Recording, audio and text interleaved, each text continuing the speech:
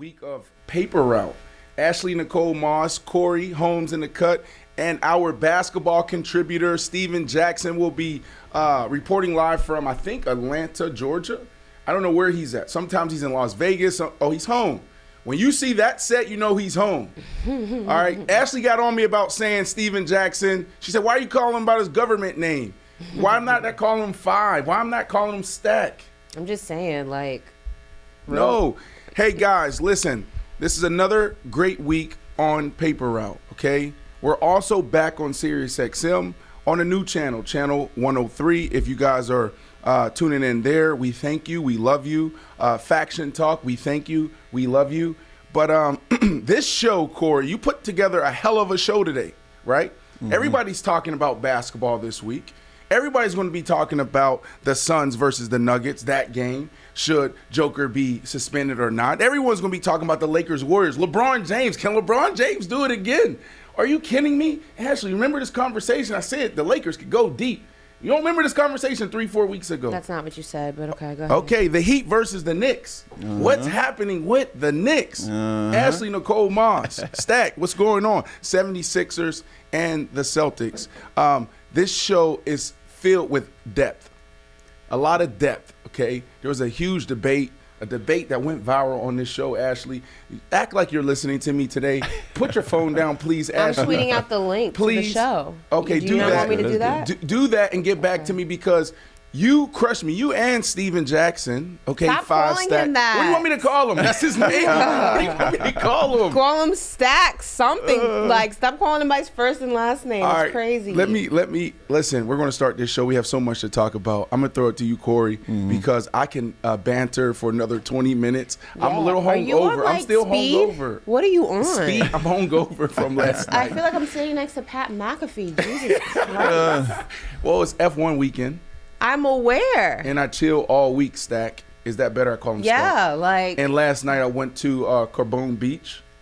And so, it was an open bar, free bar. Was awesome. Sponsored by American Express. And then after that, we went to like a place or two. I didn't get home until about 3 a.m. But I was drinking, and I never drink like this. I was drinking from probably 3 o'clock to 3 a.m. So I'm a little hungover. So I'm going to pass it to you, Corey. Get us in the show. And then we have this debate around depth, right? My point was proven this weekend, but go ahead. Actually, it wasn't. Go ahead, ahead, Corey. I know, right? Yeah, we'll talk about Go that. ahead, Corey. All right, well, you alluded to it. We're going to talk NBA playoffs. The Knickerbockers, they're in trouble. Game 4 Are they? tonight.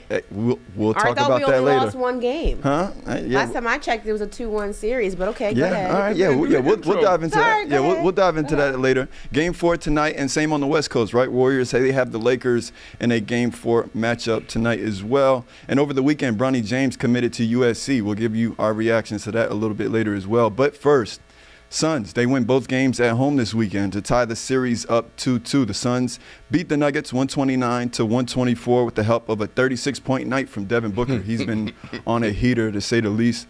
And Kevin Durant, he matched his point total with another 36. They combined for 72 points, those two did. But over the past 2 games, like again, we got to talk about Booker. He's shot 79% from the field. Game 3, the game before last, he shot 20 for 25 for 47. And in this past game, again, 14 for 18 for 36 points. But as you guys was talking about with the depth conversation, Suns bench, they actually outscored the Denver's bench 40-11. Shamit, he had a huge game. I think he had Talk to me about 19 points. and Yeah, no, depth, he man. did his Come on, thing. man.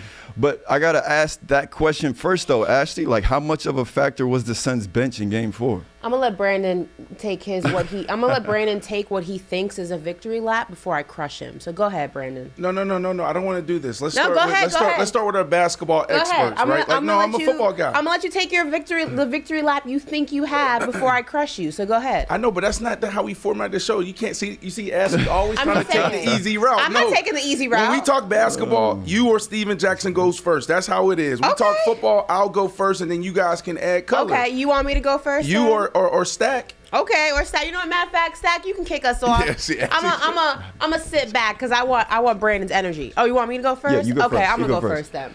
So Brandon thinks that he's right, but he's wrong. All he did was further prove my point. And I don't need to go into like a long soliloquy of why I was right and have a whole thesis about this. I'm going to make this very short and simple Can you give with the people basic math. who's watching now that didn't watch us all last week, can you give them an update or color to what we're talking about? Okay, so Brandon and I all last week had a back and forth debate about him saying you don't need a bench to go ahead and win in the NBA. I said that's absolutely asinine and not true. Brandon said all the Suns need are DeAndre Ayton, Chris Paul, Kevin Durant, and Devin Booker to win. Well, last time I checked, let me go ahead and And there's more to it, Let me though. go ahead and bring up Well, the let's be stat clear line. here. Let's be DeAndre clear. Ayton had 8 points, and Chris Paul is hurt. So there goes 2 out of the 4 people that he was relying on to go ahead and make the Suns relevant. My whole case was that you can't rely on just Kevin Durant and Devin Booker to go ahead and play 40-plus minutes a game and score 30-plus minutes a game to win in this series. You need a bench. Last time I checked, let me go ahead and bring those numbers up again. Devin Booker, 40-plus minutes, 30-plus points. Kevin Durant, 40-plus minutes, 30-plus points, which I said was going to go ahead and be a key in winning this in addition to the bench. But I'm going to go ahead and bring up the numbers to make this very simple and give it back to Brandon. Since Brandon does not believe you need a bench in the NBA, and all you need is Kevin Durant and Devin Booker, I'm going to go ahead and disprove that right now. Basic mathematics. The starting 5 of the Denver Nuggets scored 113 points. The starting 5 of the Phoenix Suns scored 88. Plus the 19 that Shamet gave off the bench, that still is only 107 points. If we were just looking at starters and starters, the Suns would have lost. The reason that the Phoenix Suns beat the Denver Nuggets last night was because in addition to the 30-plus points, which I said that they were going to need to beat the Denver Nuggets, their bench also outscored the Denver bench 40-11, further proving my point that a bench can either make or break you in an NBA game. I rest my case. Okay. So I appreciate you, Ashley. You had a phenomenal week last week, right? Not only did you create content that went extremely viral, and it was really at my demise, right? Well, you were wrong, and you're still wrong. Was I? We got to be careful with the words that we use, right? Oh, okay. So what you just said was cute. So let me give you your Cute? flowers first. That's basic math. Let me give you your flowers first. You had a phenomenal week. And see, this is why I love sports. This is why I love life, because if you continue just to push forward, sometimes you're high, sometimes you're low. Last week you were high. Right now you're starting off this week low. No, okay? I'm not. You further proved. No, I did not. My point was further proven last night, and your point is further moved. No, here we go. Watch Okay. this. Watch Go this. ahead. So first off, with the original question was, can the Suns get it done? Basically, Ashley said no. That's not what I said. What did you say? What I said was they can't get it done unless Kevin Durant and Devin Booker are playing 40-plus minutes a game and score 30-plus. They don't have the same amount of depth as the Denver Nuggets do. I stand by that. So we get to this whole I stand by conversation that. on depth. And you know what I said? I said, you don't need depth when you have Devin Booker and Kevin Durant and Chris Paul. Which is inaccurate. You don't need Your depth. point is your point literally So I has said, been. No, it's not. This wasn't a conversation Oh my around God. how we're building our team, our organization. We're talking about a series, okay? Yes, they can't do this, night in, night out for 80-something games. But like you guys talked about last week, you and Stack, what happens? You start investing, you start playing the guys that's going to get it done, so you shorten your bench. You go from playing 12 guys in a row to have 12 guys in a rotation to potentially 8 or 9, right? So that was the conversation. We have to be clear there. We're talking about, can they get it done? I said yes. You guys laughed at me because I said they don't need depth in this situation. But that's and then you not go to the first game, and then you true. go to the first game, and remember this. Remember this my God. conversation. The first game between the Suns and the Nuggets, who played deeper into their bench? It was the Suns. Brandon, you're Hold not on. making any I am sense. making sense. Oh my goodness. I think we got Stack. We got you're Stack not with this making. one. Stack You're back? not making Yeah. any sense, Can I, though, let Brandon. me not make sense. Let me Okay, finish go ahead. not making sense. Okay? Okay. And then I'll give it to you and Stack. Right? Because all I was talking about was they had enough to get it done now. I tried to highlight the first game, to debunk what you said about depth. Oh, the Nuggets, they have a deeper bench. They have depth. They didn't even use their depth, so it doesn't even matter in the playoffs. The whole conversation around depth doesn't even matter in the playoffs. And you and Stack said it last week where the rotation shrinks in the playoffs. Brandon, so what are you talking about? Oh, my goodness. What are you saying? Oh, my Your goodness. whole point is not a point because it's been misproven last night. No, Ashley. The Phoenix Suns, you keep talking about Devin Booker and Kevin Durant as the sole factors and whether or not the Suns can beat the Denver Nuggets. My whole point is if you actually watch the game, or it didn't even have to watch the game, if you look at the box score and do the basic math, Kevin Durant and Devin Booker and their 30-plus points still lose this game off the starting five of the Denver Nuggets if the bench does not contribute. So let me ask you Your this whole question. theory about not needing a bench, because you have Kevin Durant and Devin Booker, is not true. The math is there. All right, your math is not mathing. Ain't that what you Oh say? the math is there. It's basic Let me just math. ask you this question. Let me ask you this question. So, Ashley, you have to really listen to what you said, and then we'll bring Stack into this conversation, right? Because we're going to go back and forth around this until the end of this postseason, right?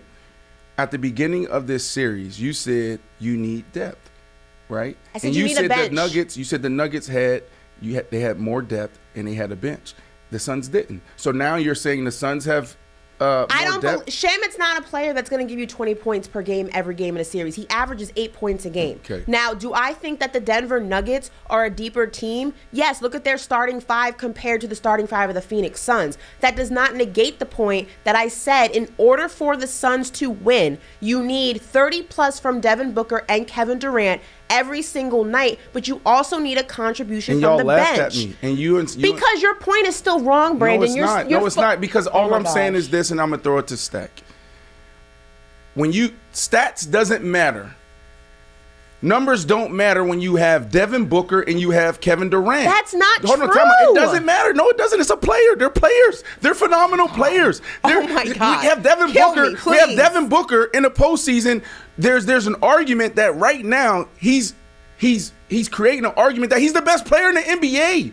We got Kevin Durant on this team. He's the best player on this team. He's the best player in the NBA right now. And then you have Kevin Durant, and then you last week tried to have this whole conversation around Kevin Durant not even being in the top 10 statistically as far as like one of the best scorers. First of all, that's not the what game I has ever said. seen. That is not what I said. Stack, I just want to say this. I'm going to throw it to you because I'm still a little tipsy from this weekend. Have a lot of tequila. Look, Stack is enjoying this. He is enjoying You're not it. making He said any that. sense. Stack, all I'm saying is this, brother. All right, when you have Kevin Durant and you have Devin Booker, all the schemes, all those numbers go out the window in this moment. This is playoff basketball, okay? Big dogs stand up. Big dogs go make the play. Big dogs in the big moments go make the play. And that's what they've been doing all postseason. Oh, is it sustainable? Yes, it's sustainable. You know why? Because they're the big dogs. If they got to play 40 minutes a night and they got to go for 35 points a night, that's what they got to do. So, Stack, I'm going to throw it to you. Are you being for and you real can right act now? up. Yes, I'm throwing it to Stack. No, but before Stack answers, are you being for real right now? I'm being 100%. You can look at that box score because I know you were out and about. I know you were out and about, so you didn't watch the game. You can look at that box score and tell me that all you needed was Kevin Durant and Devin Booker to win that game. No, listen. I'm just happy that the series is tied 2-2. But the series is tied in a I understand counter what you're to your saying. point. No, Ashley, I'm talking Oh, okay. the I whole can't. conversation. I can't do it. You're debating depth. I was That's never the debating reason they depth. won. I was never debating Brandon, depth. I have was you debating- on video saying you don't need a bench Correct. if you have Kevin You're not Durant and listening. Devin You're not Booker, listening. which is not You're true. listening. Ashley, you're not listening to me. What I'm saying is when you have Kevin Durant and you have Devin Booker, and I threw CP3 in there, who's hurt, and I threw 8 in there. Who had 8 points. Right? It doesn't matter. I said when you have those 4, I don't give a damn if you have the reigning MVP back to back to back. If Joker won 3 MVPs in a row, I don't care. I don't care if they have a better team. When you have those type of guys and they've only played 22, 23 games together, it doesn't matter. Find a way to get it done. That was my whole conversation. You threw depth in there. Which you is threw all these other things in wrong. there. It's All wrong. right. I'll be wrong, but you'll see who wins this series. Stack, you'll see who wins this series. I can't. Stack, do you want to add to this? Because Ashley and I can argue all day about this whole depth conversation. Well, first off, what's up, my friend Ashley? Because Hi. you never called me Steven Jackson one time. I honestly see that me and B not friends yet. But you still call me Steven Jackson. Told you. Second, bro. How many teams have a Booker and a KD? B. Marshall. None. Okay, so that's one team out of every other NBA team in the league. So you can't say depth doesn't matter. Depth Okay. doesn't matter. You can't say that. That's one example right there. Okay. And even though the rosters shrink during the playoffs, which they should, because your stars have to carry most of the games in the playoffs, it's going to be games where those stars are going to be tired a lot in this series because the game is more is at stake. You're using more energy. Every possession matters. So they're gonna be tired a lot in that series. So those 7-8 guys that might not play in those game 1 and 2, they're gonna come in the play in game 4, 5, and 6 because those stars gonna be wear down. They human too. So depth does matter, but the stars are supposed to carry it like that. And you seeing two exceptional players do some exceptional shit right now. So I can understand what you're saying, but that's what they're supposed to do. Okay, so this is what I'm saying. 5, because we are friends. We're brothers. Okay, he talking about There you go. Steven. There you go. Look. Five. Wait, oh, no. We 5. We real brothers now. We real 5. And you look phenomenal today. Look at my brother. Look at my brother. Look at him. Got the hat on, got the chains on, looking phenomenal. But here's what I'm gonna say. I'm gonna push back on you, but I'm not gonna push back too much because people will laugh at me because like, Brandon, you grew up playing football and you made it to the NFL. Stack grew up playing basketball, probably played other sports as well. And then you play at the highest level in the NBA and you won 2 championships. But come on, bro, like, come on. A competitor is a competitor, okay? When we talk about, dogs and we talk about that I don't care if you play tennis, basketball, football, some things travel with you. And what I'm saying is, whatever you have to do in these key moments, whether it's playoff, championship basketball, championship football, you got to do that. So you're talking about, Kevin Durant and Devin Booker. How many people in the NBA, how many teams in the NBA have them? They don't. And that was my point. My point is when you have a Devin Booker and you have a Kevin Durant, it don't matter who you're going against. I don't give a damn if they're playing against, the Warriors right now. I don't care if they're playing against the Celtics right now. They have a chance to win the series, okay? I don't care if they play 20 games or 30 games because now the NBA, it's about who can score the basket. Y'all, they don't play defense like that anymore.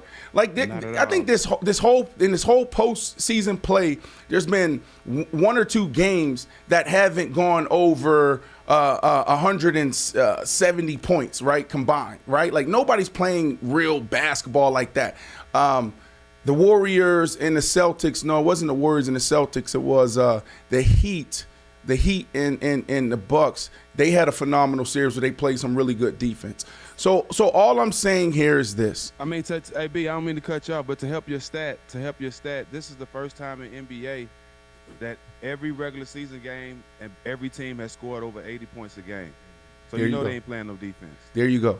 And that's my point. It was the same conversation that I was having 2 years ago when the Nets had Kyrie Irving, KD, and James Harden. They were like, they're heading into the playoffs and they've only played 5 to 6 or 7 games together. I said, don't matter if they can get in a rhythm in the postseason and score the basket. So Ashley, I understand that, you're hot right now. You're not enjoying. I'm not hot. I don't understand. And I don't understand how you can watch that game or look at that box score and think that you're right. No, it's not about the game, though, because you're right what you're saying about last night. Regardless, your whole point is irrelevant because the very thing that you said that you only need to win is the very thing that they still would have lost with. No, they Ashley. needed the contribution, the 40 points from the bench. 100%. You sat here and said a bench does not matter in the NBA if you have Kevin Durant and That's Devin right. Booker. That's not true because Kevin Durant and Devin Booker only scored 88 points together. That was not enough to beat the starting So- five of the Denver Nuggets. They won because of the 40 points from their bench. Even if you add in Shamit's 19 points, I believe Let it me was, say it this it's way. 107 total. They still lose to the Denver Nuggets starting five. Right. You need the contribution of the bench. Two players cannot do that on their own. And God forbid one of them has an off night. You are now at a deficit of a starting five of agree. the Denver Nuggets and a solid bench rotation that they have. So you can't sit here and say you don't need a bench when you have two superstars. That is not how basketball is played, and that's not how championships are won. So even I'm sorry. hold on, see, that's where you lose me. You hear what you just said, and Stack, help me out here. Don't be the basketball expert right here. Be the mediator on this, okay? What she just said, what you just said is where you crazy. lose You me. asked me to be a That's mediator. not how basketball is It's a played. team sport. That's not how basketball is played, and that's not how championships are won. My whole thing when you went into this depth thing before this series, that the Nuggets have the advantage, have the edge because they have more depth, I took the other side because I'm like, yo, no, when you have there's alternatives to this. Some teams can win on defense. Some teams can win scoring. Some teams can win coaching. There could be a combination of two or three. And so when we go into these series, we can't go out there and say this team doesn't have a chance because they don't have depth or they don't have this. No, sometimes stats, and this is why I brought up the numbers. I said when you have these type of players, statistics don't matter because players rise to the occasion. But the that's same not way, true. it is true. James Harden goes into the series. For them to have a chance, he has to drop 45. He did that twice this series, right? Yeah, You know, he 42 also seconds. stunk it up in the other two games, but it's James Harden who hasn't done this in a very long time. Really good players rise to the occasion. This is what the game is about. This is what sports is about. This is what makes the game so exciting, is because people go out there and say, this team doesn't have a chance. These are the underdogs, and they find a way to get it Nobody done. said the Suns didn't have a chance. What we were talking about was something very specific. I can hear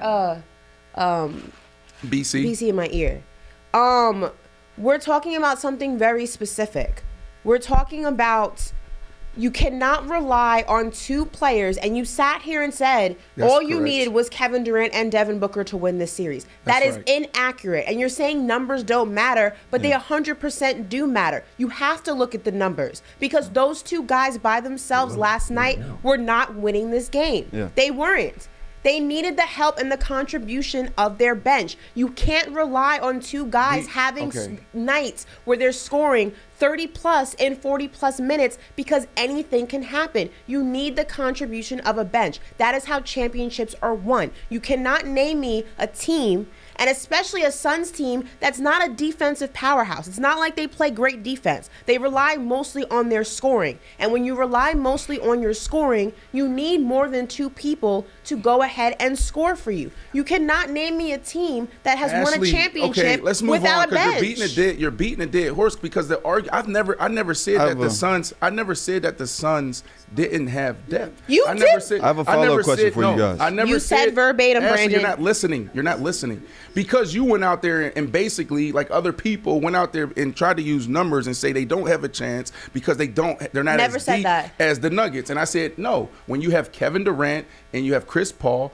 and you have Devin Booker, all that other stuff goes out the window. So I never- first of all, I never said they my didn't have a point was chance. basically that they're going to win the series, and that's the only conversation that I was getting into. That's not true, Brandon. One, Okay, I never look. said they didn't have a chance, and two, you sat here verbatim and I quote said you do not need a bench in the NBA when you have. You don't when you have Kevin Durant, and you don't when you have Kevin Durant and you have Devin Booker. Well, look, this so I is- think I understand your point when you're looking at last night's game, but they're getting it done so many different ways. They're getting it done Okay. from adjustments and coaching. They're getting it done from other guys contributing. They're getting it done with Devin Booker having a historical run. They're getting it done because KD is being KD. Absolutely. I saw the stat sheet last night. Joker went for 53 points. Yeah, right. That's And crazy you know that why- they survived that. and you know why they And- lost? And then you have. But do you know and why then they you have lost? Jamal Yeah. Murray. Then you have Jamal Murray. The same Well, I'm reason gonna the bring that up. Suns won is the Yeah, same reason I the know. Denver Nuggets lost because Yeah. their bench only put up 11 points. Exactly. It proves my point again. Corey, take it. I Well, can't. well, that's We're what going I around in wanted to circles. point out. No, That's what I you're- wanted to you're- point you're- out, right? You're just. The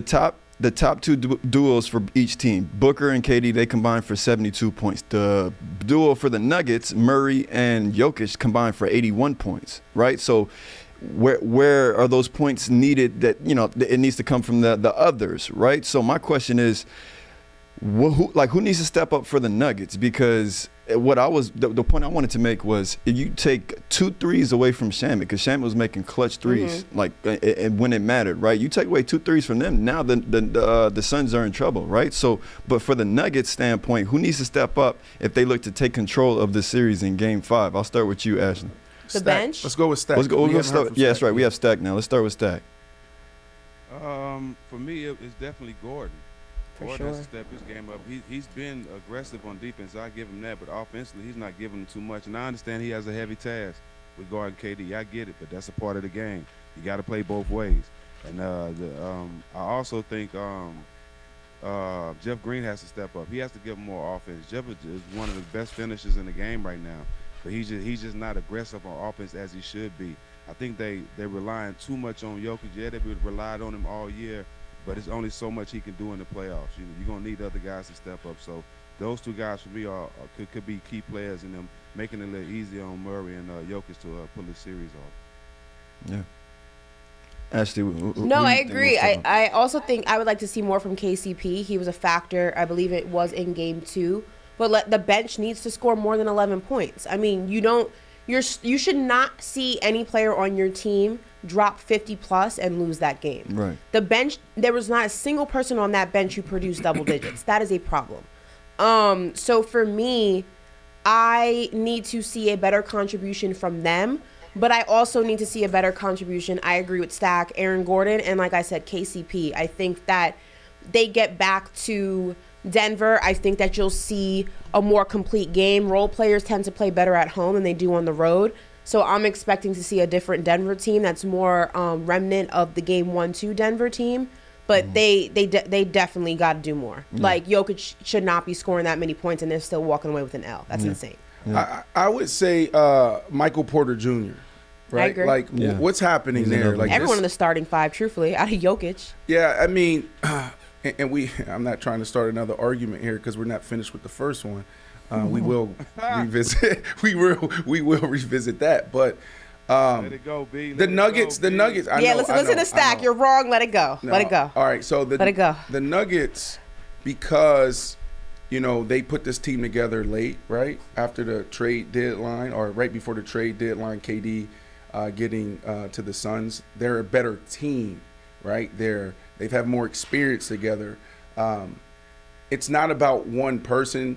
It's about them all contributing the way they've done it all year. And Michael Porter Jr. to me is a guy who hasn't really lived up to the expectation all year, right? Like, you go back a couple years ago, there was a conversation that he was a bust, right? And then he goes out there in 21 and he has some big games, right? They keep him, they get rid of a few guys because like, yo, we can build with you.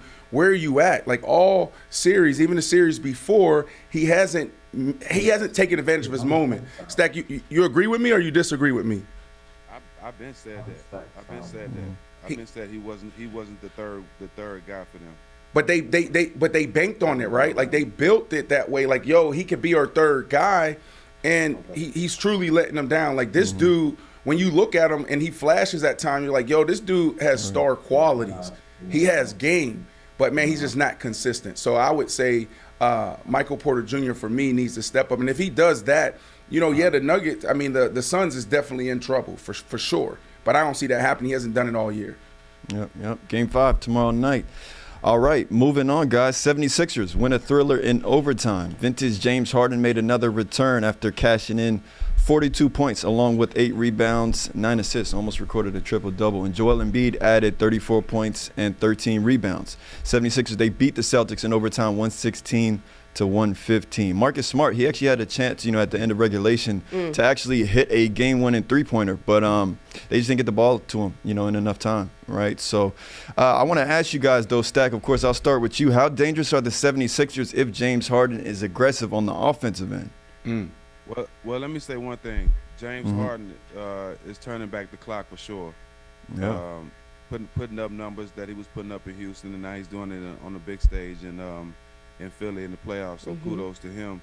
And having him be back is definitely it helped him a lot. But I want to shoot some shots at Boston for the simple fact that this is the playoffs. Y'all just played in the NBA Finals last year. So correct me if I'm wrong. If y'all clearly understand what these games mean and how each game matters. They have not been paying attention to detail, or they must don't make scouting reports in the NBA no more. Like when I was in the NBA, especially in San Antonio, every game is a scouting report on every player, what they like to do, which way they like to drive, what the percentages they shoot in this spot, that spot. Like everything about the player. I haven't played against James much in my career, just a little bit, but I know from watching basketball, I know his game. I watch all the stars. I've guarded a lot of stars, and I know their game. If the prolific and legendary scorer that James Harden is, if you sit there and let him pick which way to go through his legs and do all that, you're gonna see a lot of 40-point games. This is the playoffs. I'm gonna start there first. You keep sending him right in the pick and rolls and try to keep that ball in his right hand. I guarantee you that point percentage drop. It will drop tremendously because I'm not saying he can't go right, but he's a left-hand guy. And if you let him dribble, go through his legs, he get into his mojo. Ain't nobody in the world stopping that. Second, with him getting 40 points and all that, they had a chance to win the game. Jaylen Brown, the corner three is the easiest three-pointer in the game. You do not leave the corner to double a big man in the post when he's about to tie the game up. Not win it, but tie the game up and give y'all a chance to win it, maybe go in another overtime. But you leave the corner in a big game like that and give up a three to the guy who is the hottest player on the court. That's not paying attention to detail. That's not being locked into the moment. Even though James had a great game, Boston it was still their game to win. They gave that game away. And to finish it off, why would you wait so long when you down one? You got to give your chance. If you missed a shot, at least give yourself a chance to tip it in. They waited too long. Even though he made that shot, it was a bad shot and it was late. They made a lot of bad decisions at the end of the game to save their experienced team that just played in the finals.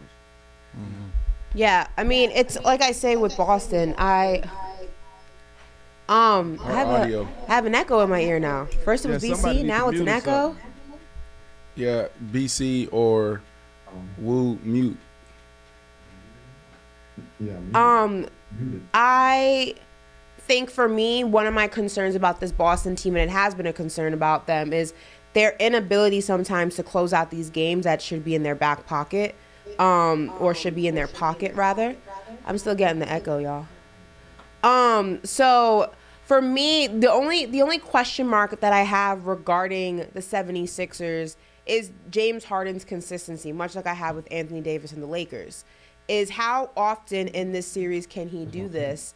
And in the days that he can't do this, Boston will always go ahead and take advantage of that. I think that you need him to go ahead and be the consistent James Harden, the vintage James Harden, even if it's in a fraction of the time, because Joel Embiid, we don't know, I don't know at least how healthy he actually is. Sometimes he looks dominant and sometimes he looks like he's still in a lot of pain. James Harden is the X factor in the 76ers chance to go ahead and beat Boston. I'm still leaning towards Boston to win this series, but one thing about this team that makes me very concerned is sometimes their inability to close out these close games. Right. Well, first I would say the only color I can add to this is I was extremely impressed with the 76ers and just fighting back, right? After that first game, nobody thought without Joel Embiid that they would be in position to actually make this competitive, and they go out there and they win game one. Yeah. And what happened after Vintage that? Harden. They made adjustments to Celtics, and they made this look like it wasn't even going. It was going to be a gentleman's sweep, right? And so the 76ers came out, and it really made this exciting. Stack, you wanted to take some shots at the Celtics, and I want to give some flowers to the 76ers and Doc Rivers, right? And some of the things that you brought up as far as the adjustments around James Harden's game, right? So I came out after the second game, and I'm like, Doc Rivers was out coach. And this is classic Doc Rivers, right? I think everybody respects Doc Rivers. He's a really good coach. He's a Hall of Fame coach. He will be a Hall of Famer. But he gets out coached in the playoffs. He never gets it done. All these other coaches out there, they come out and they make adjustments, and you saw that in game two. James Harden come out in game one, 45 points. It's the adjustments that they made in the second game. They were more aggressive with James Harden, forcing him to go one way, picking him up full court, and that wasn't some of those highlights was on like an article that I read, like The Athletic, last week, about like the adjustments that they made. Now, for them to be back in position, the 76ers made the adjustments. Doc Rivers did his thing. Great job, Doc Rivers, right? So I want to give Doc Rivers flowers because he came out, he found a way to get it done in game one. He was out coached game two, game three, and then he did his thing. Like, great job, right? Doc Rivers, and I want to show him love there because a lot of us, tend to bash him or, highlight his shortcomings in the postseason, and this is going to be interesting down the stretch. Do you feel like it was a Doc Rivers thing? I mean, the 76ers did blow a 17-point lead, though, in that game.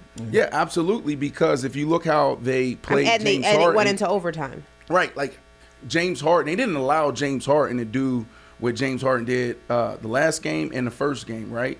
So James Harden, if you watch how they played, they made adjustments on the offensive side. So I feel like whether it was Doc Rivers or Doc Rivers listening to Sam Cassell or Doc Rivers listening to Joel Embiid and James Harden saying, okay, we're going to make these adjustments, they made adjustments and they got better shots. Right? I just think that James Harden wasn't as aggressive. I don't know if that's a Doc Rivers He couldn't, thing. but in Stack, you can come here, and this is where I will definitely concede. I'm not conceding to the whole depth thing and the conversation we had earlier, but Doc Rivers, as far as like James Harden, you guys can come out there as basketball players and say, we're not going to let this guy beat us, right? So James Harden, he can create anytime he wants to create a shot, but if a team comes out and they take his game away, it's going to be difficult. So I don't know, Stack, do you think that Doc Rivers made the adjustments, or do you think it was just James Harden being more aggressive?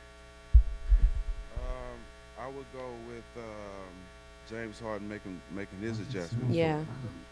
Because he was had one game, he's just not consistent. So I think just him just figuring it out. Joel Embiid wasn't there the first game, so he really didn't have to focus on spreading the ball around. He could just do his thing. But now he got Joel out there for 2 games. They kind of figuring out how to, they got to be that 1-2 punch.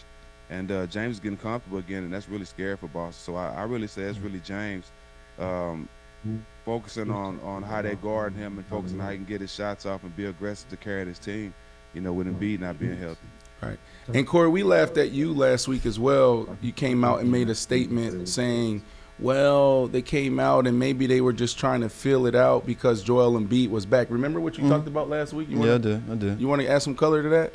Because you may not. I think you're still wrong, but nah, like I said, hey, my takes be making sense because I mean, look where we are, right? It's tied 2-2. So the Sixers, James now know what he needs to contribute in order to get a win, and Joel Embiid knows what he needs to contribute in order to get the win. So I'm interested to see how Game 5 turns out. And Stack, I wanted to ask you who you think has the edge, going into this next game. I would say Boston. Like I said, they've been there before. They know how to make adjustments. I'm pretty sure Jaylen Brown is watched that film and killing himself for leaving James Harden in that corner. They looked at the end of the game, the plays they were supposed to make and how fast they should have went. They looked at all those things. So I think Boston is still a team that has the advantage to pull this series off. Ashley, what you think? Who has the I edge? agree. I'm still leaning towards Boston. I feel like I tend to lean more towards the more complete team, the team that doesn't have as much inconsistency. And while I do think that the Boston Celtics have a bad habit of playing down to their competition, and that's not to say that the 76ers are not a good basketball team, I just mean in terms of teams that they should be beating, they tend to play with their food a little bit. I have an echo again, guys. I can hear myself. I only need to hear myself once. Thank you. I do think that, you know, I tend to lean towards teams like that. And also James Harden's inconsistency is the biggest question mark for me. I never know what version I'm going to get of him when the game starts. I know what version of the Boston Celtics I'm going to get in some aspect. Maybe I don't get a great game from Jason Tatum, but I know I'll get one from Jaylen Brown. I'll get one from Marcus Smart. Maybe I don't get one from Jaylen Brown, but I know I get one from... You just know the consistency factor comes from multiple people with the Boston Celtics, whereas with the 76ers, I think that their success relies on James Harden being consistent throughout this entire series, and I don't know if he's capable of giving that. It seems like it's every other game, and every other game's not going to work. They need some more consistency from Maxey, too. I think he could really help on the offensive end. Him and Tobias Harris. I feel like a good game from Tobias Harris is looming, too. So we'll see. We'll see. Yeah, he needs to have a big game. Yeah, no. For real. All right, moving on, though, guys. Lakers, they beat the Warriors by 30 in Game 3. Wow. LeBron James, and the Lakers, they won 127-97 in Game 3. Anthony Davis, he was the leading scorer with 25 points and 13 rebounds. D'Angelo Russell started the game off hot, too, with 11 straight points to start the game. He had made 3 threes in that run there. But LeBron James, for the first time in his playoff career, didn't attempt a shot in the first quarter, which was crazy, right? But a testament to, the others, Anthony Davis, D'Angelo Russell. Stack, what impressed you the most about the Lakers in Game 3? I mean, just LeBron letting these young guys, help him win this game. We know LeBron can do some amazing, some unbelievable things in playoffs and games like this that he's done in his whole career. And I think at this age, his IQ is so high above everybody on the court that is easy to see. And for him to let those young guys kind of get it started, and him and Russell and Anthony Davis kind of carry the load, then him come in and help finish the game and be the solid factor to carry and keep everybody in place, make some big plays, some big threes, and just play a big role in that team. It says a lot about his IQ, and that's scary. That's scary because everybody was saying all year, LeBron needs to let AD be the one guy and he be the 2 guy. You know what I'm saying? That's hard to say when you're talking about one of the best players of all time. But I just think LeBron's IQ right now, with his age, his IQ of the game is showing right now, and that's why they're able to have success and beat a team like Golden State by 30 in the second round. Yeah. What stood out to you, Ashley? Pretty much the same. I think that for me, though, it's interesting.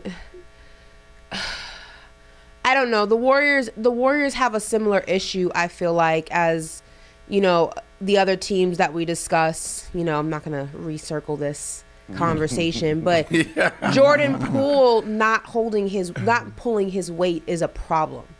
You know what Steph's going to do. You know what Klay's going to do. You know what Draymond's going to do. Draymond doesn't put up a lot of points, but his game is elsewhere. Looney's game is elsewhere. Jordan Poole was always supposed to be the X factor. You were supposed to be able to rely on him for at least 20-plus points a game. What he's been going through, I don't know, but it's problematic because you're losing a big chunk of that offensive power. His effort too, Ash. His effort is piss poor. Yeah, it's horrendous. I mean, I've seen him in games not even dive for the ball. It's nothing to dive on the floor and try to get the ball. I've seen the ball roll from his feet and he's like, I don't know what I'm doing. It's insane. Effort is nothing. I don't know where the effort has gone with Jordan Poole. It Yeah. seems like the Sacramento Kings series, he did not have a good series. Game 1, when the Warriors played, it looked like you were getting the version of Jordan Poole that you've been missing. It looked like he had Game 2 was it? Game 1 was when he took that crazy shot at the end, right? You think he's having a delayed response from the slap from training No, camp? I don't. Like, I just don't. they I got- don't. Stack- I just don't know. It's not a delayed response. Delayed I just don't know if He he's lagging. He's still equipped lagging. yet.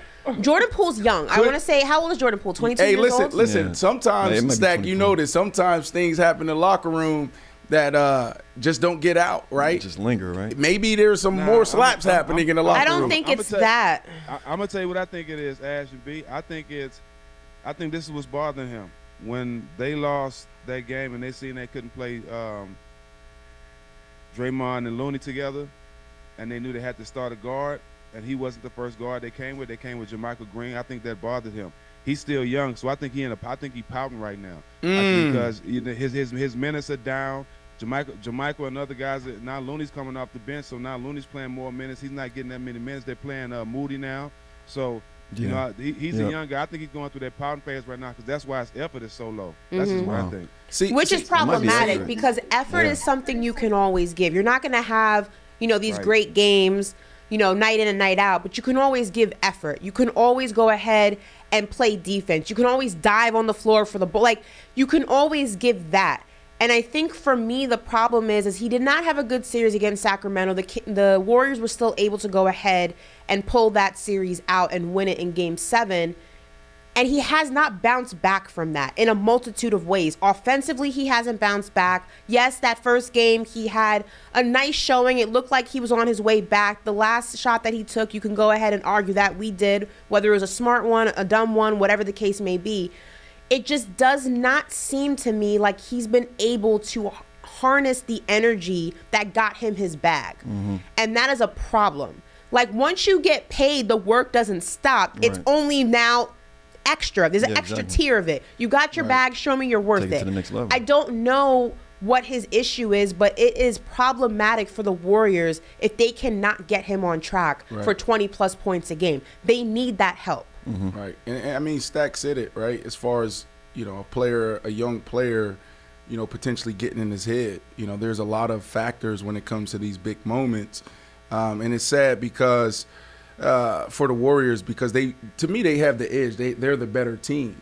They're more experienced They're also. more experienced. More battle tested. And for the Lakers to, win this series, they have to play their best basketball.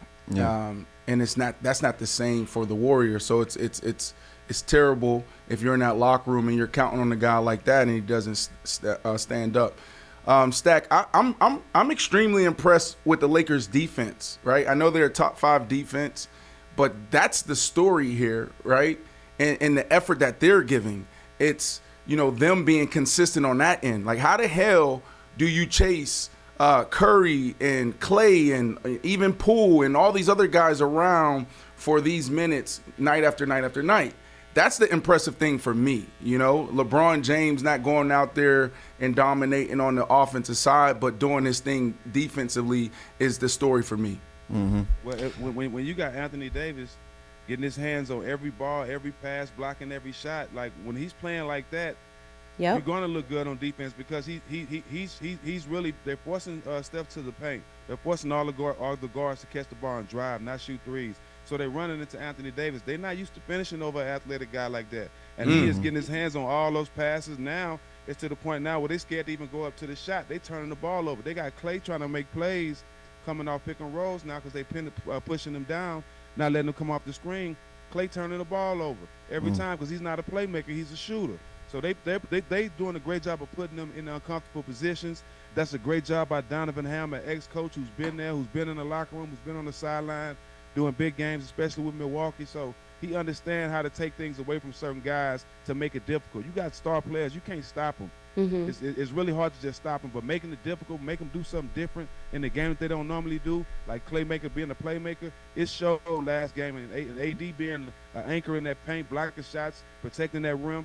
They really turned their defense up. So last point on this though, I have two things. One that's concerning is the free throw the difference in free throws. That's the only thing that I'm looking at kind of sideways. That's a drastic difference. It's been that way all year, though, right?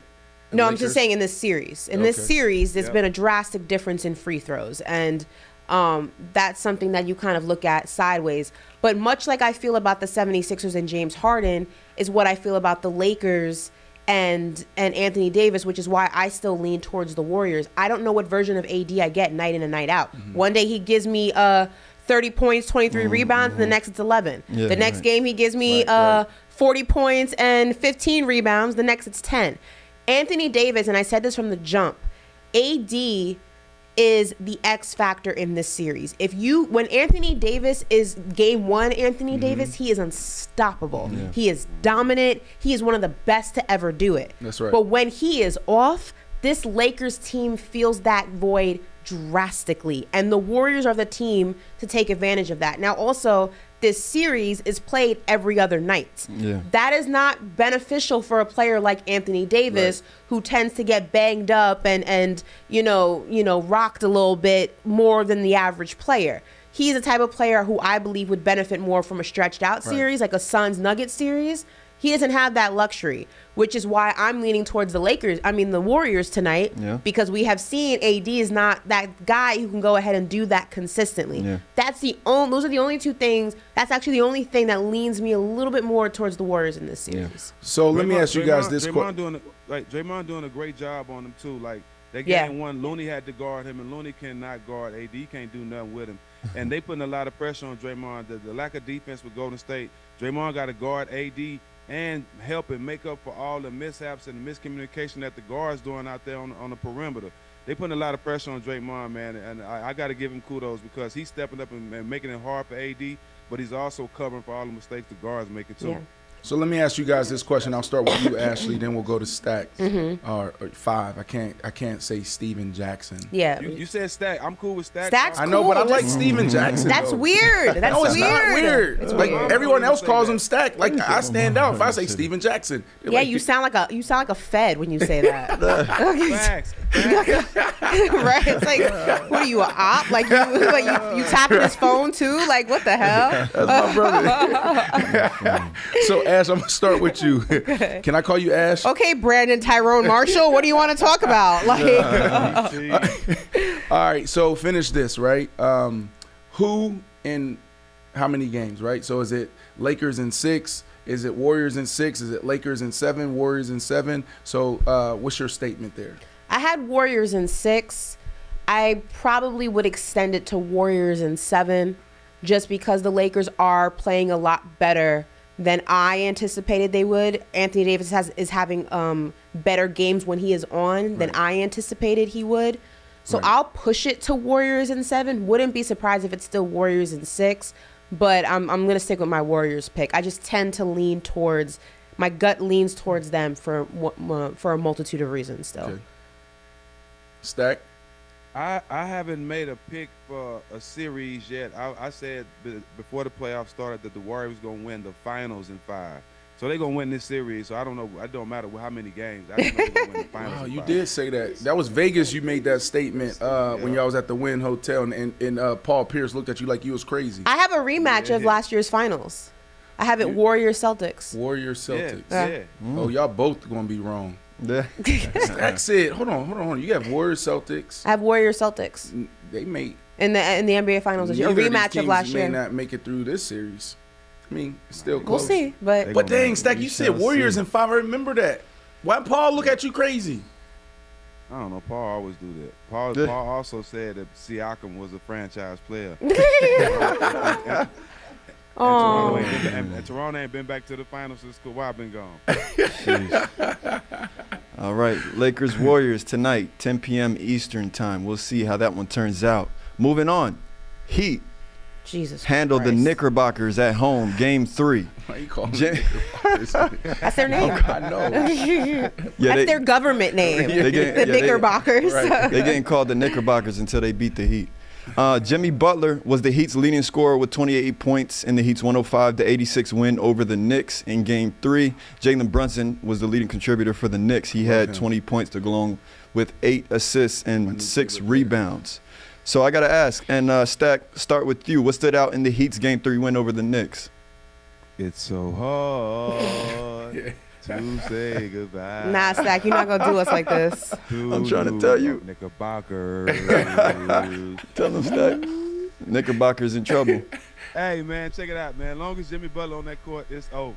They don't have an answer for Jimmy Butler, man. As long as he on that court, they don't have a chance. I love Bronson. I love his heart. I love what he's doing. Now, what's my young fella name? The backup point guard. Quickly. I'm having brain like Quickly's out. Quickly's out now. They need Quickly. They ain't gonna have him for the next game. They just don't have an answer for Jimmy Butler, man. Jimmy Butler, his IQ and his game is just so high above everybody in this series. He's making his players on his team pick their level up. Kyle Lowry's coming with his experience. They're the tougher team. They're the more physical team. They have more depth. I mean, it's just Jimmy Butler, man. He's just showing why his team is doing some great things right now in the postseason. Ashley, would you like to chime in? For me, am I getting an echo again? No, we're good. Okay. For me, it was looking at the stats right now. I was at the game, unfortunately. I saw that in 4K. The bench wasn't really a big factor for me. I mean, the bench, there's only a 4-point difference between the Miami Heat bench and the Knicks bench in terms of scoring. So I'm not looking at that. Quickly got hot a little bit too late in the game. He had a couple of big 3-point shots that got it pretty close, and then it just got away from us. For me, the biggest factor was the starting five. RJ Barrett only had 14. Julius Randle only had 10. He had 14 rebounds, but he only had 10 points. Josh Hart, 15-12. That's about average. Jalen Brunson, 26. But again, he got hot a little bit. He got hot in sporadic moments throughout the game. It wasn't consistent. Two things stood out to me in that game also. I was at that game right behind the basket, and it looked like the Knicks basket had like an invisible lid on it. Like nothing was falling. It was honestly insane. Like one side, the shots were going in, no problem. The other side, it was bouncing off this invisible cap that was on top of the basket. It was insane. I wasn't a fan of the shot selection. I also wasn't a fan of the constant threes that Jalen Brunson was taking, especially when he wasn't hitting them. He just was off. I think that the Knicks are going to have a much better game tonight. But I did say that game 3 was going to be the indicator of who had the edge in the series, because in game 1 and game 2, neither one of these teams saw each other with their big part of their offense. Julius Randle wasn't in one game when the Miami Heat won. Jimmy Butler wasn't in a game when the Knicks won. Game 3 was going to go ahead and be the deciding factor of who had the edge in the series. I personally don't believe that the Knicks, this series is far from over. Right. I don't think it ends in 5 like Corey believes. But you need a better showing from Julius Randle, from RJ Barrett. Jalen Brunson has to take better shots. And Tibbs, look, I know you're watching when I'm watching, Tibbs. I need better adjustments. You're getting out coached. Spoelstra's running circles around you, bro. Ashley, who He's running circles around you, bro. Who was your third guy, Ashley? Uh-oh. Third guy what? Like our third highest scorer? This is what I said last Thursday. Who was your third guy? Like you can run a play for in the offense, like drop it down to him and he get y'all a bucket. Say his name. It's RJ Barrett. Top 3 goes RJ Barrett, Julius Randle, Jalen Brunson. Those are our 3. Okay. Now Julian Randle, first of all, he's definitely had a great year, but his game is real limited. We seeing that in the playoffs. His game is limited. You don't let him go left. It's over. Nightmare, turning, spinning, and running people over. My thing is, I don't think R.J. Barrett is that third guy, right? Because Stack, you sound like me last week. You got 2 guards, right? You got 2 guards. Basically, they're both left-handed and basically play the same way.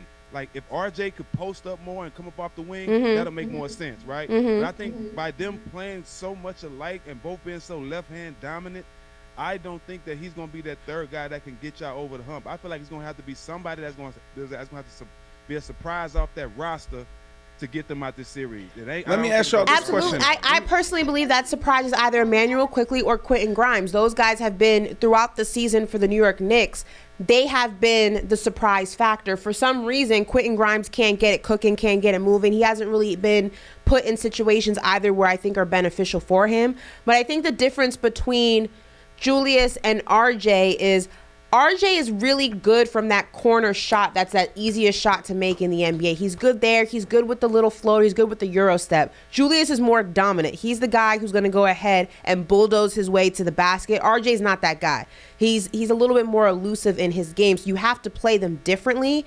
And I just don't know if Tibbs right now is playing them to their strengths. He's kind of forcing them in the pockets he needs them, but he's not allowing them to cook in the spaces that have been beneficial to them throughout this entire season. And when you watch them throughout the entire season, when you allow them to play to their strengths, they cook. Julius Randle, I watched him drop 30-something down in the AAA. What is it called now? Whatever, the AAA I'm calling it. I can't keep up. The arena, because he was playing to his strengths, and that is using his size, using his dominance. RJ was cooking because he was being more elusive in his game. For some reason, Tibbs is not playing to their strengths. But also, I need Grimes, I need someone off that bench to do for me what they have done throughout this entire season, or we don't have a chance in hell.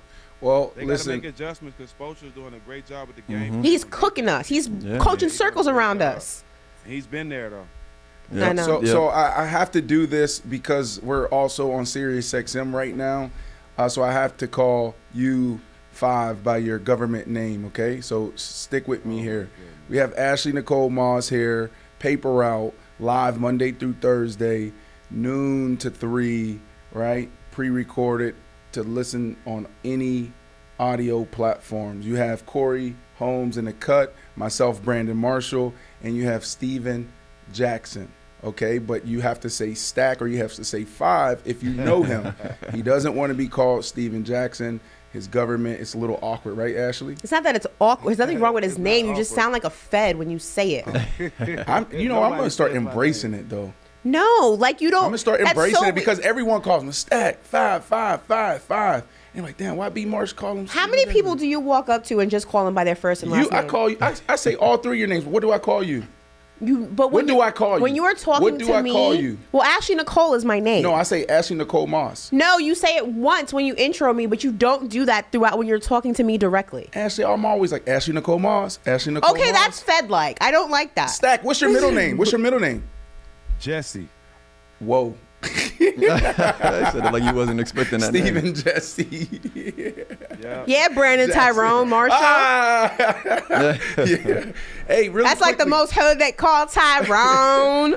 Really quickly, because I want to get to a little cultural talk before we let Stack go. I know. Do we have any more basketball after this? No, this is it. Oh, this is it. What was I going to say? Oh, do you guys see any of these teams? I listened to you and Ashley go back and forth, and I don't know if we even wasted time. Like, we'll never get this time back because in my mind, right, and I'll let you guys answer this, I don't see the Knicks or the Heat getting past, you know what I'm saying, the 76ers or the Celtics, right? What does that matter? I mean, We're talking. This is between the Heat and the Knicks. We I don't give know, a damn about so those my other question teams. is this. So my question is this: Do they even have a chance? In my eyes, no. All right, y'all the basketball experts allegedly. Do y'all see this? Do y'all see the Heat or the Knicks advancing past the 76ers or the Celtics? No. I see Miami giving it a better shot than the Knicks, but I don't see neither one of them Right. advancing to the championship. Right. I don't think the Knicks are there yet. I think that the series, and I think that maybe Miami would have stood a better chance if they had Tyler Hero. Without him, I don't think they can get past the 76ers or Boston, but I agree. I think that it would be a more competitive series. Like I was in Game 7 when I was in Miami watching the game at the arena when Boston and Miami faced off for a Game 7. And they didn't have Tyler Hero, or they had him for 20 minutes in that game, Corey, but he was basically hurt. Yeah. I think they need him to make that a closer series and possibly win it. The Knicks, however, I don't think we're there yet. This series particularly has shown that there's holes in the Knicks game to take them to the next level that they have to address. One player away, Ash. Y'all One player away, yeah. One star away. Yeah. I like what you guys are doing. Tyler Hero, you brought him up. Mm-hmm. I saw him yesterday at F1 at the track. With his cast. Fly. Tyler Hero's fly. yeah. I saw him at He the got game, and he looked like he just walked off the set of Miami Vice. I said, Yeah, he okay, got Tyler. drip. Bro, he's so fly, bro. Like you rock with Tyler Stack? Yeah, he cool dude. Oh man, I at first I did a double take because I'm like, is that Joe Burrow? Because you know Joey B. You can't compare him. Ash, I know you can't compare him when it comes to how they dress, but Joe Burrow be trying it too though. You know, obviously he's not even close to a Tyler Hero, but I'm like, damn, like, is that Joey B over there? And then he stood up and he was so tall. I was like, oh, that's Tyler Hero. You were at the race. Did you happen to see the best quarterback in the NFC East there with his wide receiver number 1, Dak Prescott and CeeDee Lamb? They were there. Oh, I didn't see him. Did you see him? Yeah, they were there. Of course. Yeah. Oh, you're a Cowboys fan? I forget Stack is a Cowboys fan. How about them Cowboys? That's right. We coming back for our title, NFC East champs. Eagles, I hope you enjoyed it. Giants, we ain't worried about y'all. Commanders, we definitely not worried about y'all. Let me put Stack on the spot here, right? And Stack, when we get through basketball season, are you still going to be able to contribute throughout the year? Maybe give us updates on basketball, and then also your take on football, because you talk boxing, you talk basketball, but I would love to hear your perspective on football. Will you be able to continue to contribute? Bro, what kind of question is that? See, that's what I'm saying. That's why I love Stack. Because like y'all laugh at me when I talk. No, Stack he be blessing me. When I be going crazy on the basketball, you know, he be giving me grace. He be giving me grace. You know what I'm saying? So, but they put us in a box though. They say we can't talk basketball, we can't talk football, we can't talk boxing. You know, I when I talk basketball, see y'all talking about y'all want to talk X's and O's and the numbers. I'm barbershop talk. That's what I am. You know what I'm saying? Y'all got to understand who y'all talking to. Stack, how's the NFL season going to play out this year? What do you think? What's your prediction? 2 early predictions. Well, one thing I'm loving that I'm going to see a lot of young black quarterbacks get a chance to do their thing. You know what I'm saying? It's getting better and better every year. I love to see that. Second, I'm glad. You know, I'm a miss Zeke, but I'm glad Pollard gets his chance to be the star running back. I think Pollard deserves his shot. I'm scared. I hope we have a backup plan because of the way he runs. Yep. He runs so hard and he stands up. I'm afraid he might get hurt. You know what I'm saying? I don't want to put that on him, but I just hope we have another backup. I'm excited about our year, though. I'm excited about the moves we made, and hopefully Dak can get this cloud off of him and get us a chip. Right. All right, that's great. Oh, so, I'm also happy Lamar Jackson got his bread. You know, I'm not a Baltimore fan, but I'm gonna be watching their games to see the young receiver they drafted, to have Odell over there. Lamar got his money. You know, I'm a big Lamar Jackson fan. So number.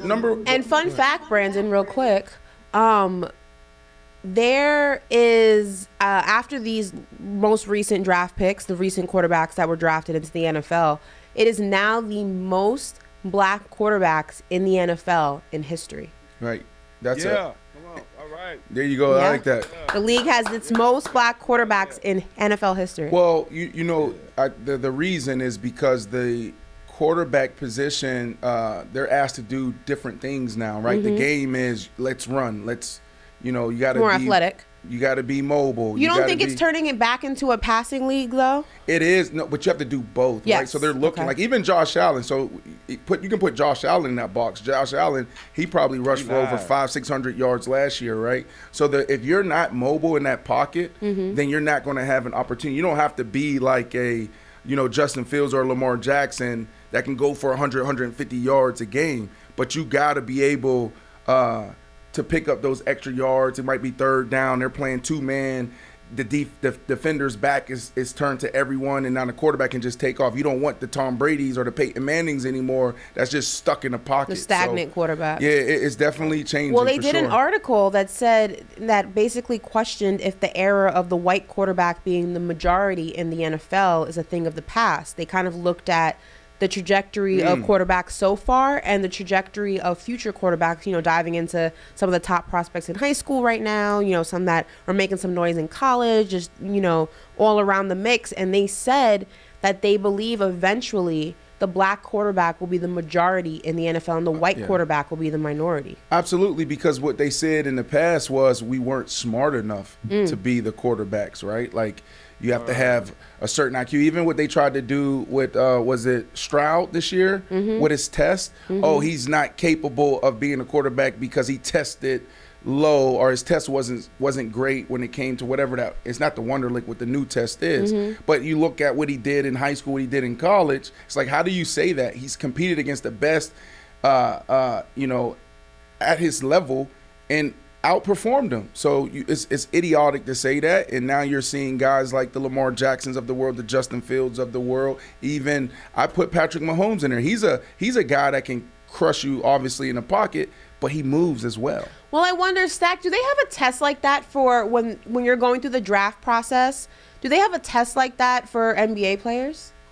Test like what, Ash? You know how, like, for quarterbacks We call it. specifically, It's Your like cognitive test. we used to call it the Wonderlic test. So we go to the combine and you take like a written test, almost like a SAT, ACT. So all players had to take it.